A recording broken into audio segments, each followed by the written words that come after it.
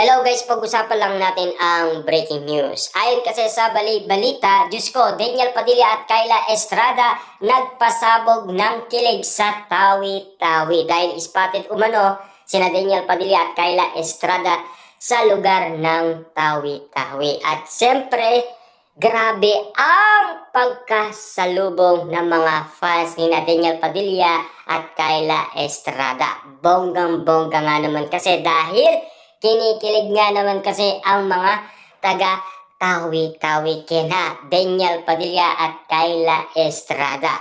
Katulad ng nangyari umano noon season 1 na talagang pinagkakaguluhan ang mga kaganapan ni Daniel Padilla at Kyla Estrada na talagang grabe pa rin ang karisma ni Daniel Padilla sa mga kababaihan at lalong-lalo na si Kyla Estrada. Talagang grabe kasi ang kanilang pagiging magjowa sa isa't isa.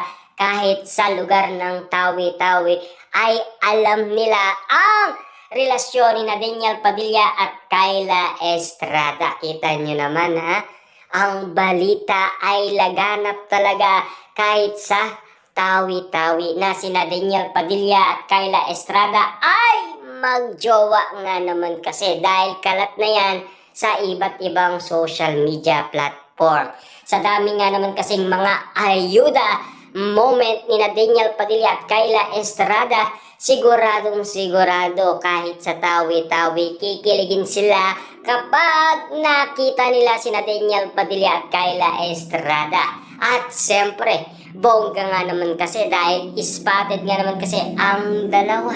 Kaya nga naman kasi nagpasabog ng kilig sina Daniel Padilla at Kyla Estrada. Siyempre, abang tinitignan nga naman kasi sina Daniel Padilla at Kyla Estrada, kilig nga naman kasi ang mga netizens at mga fans ni Daniel Padilla at Kyla Estrada sa nasabing lugar. Grabe nga naman kasi kahit saan man sila lugar pumunta, pagkakaguluhan talaga ang isang Daniel Padilla. Isang alamat talaga ang isang Daniel Padilla na talagang dugong Padilla ang dumadaloy kay Daniel Padilla.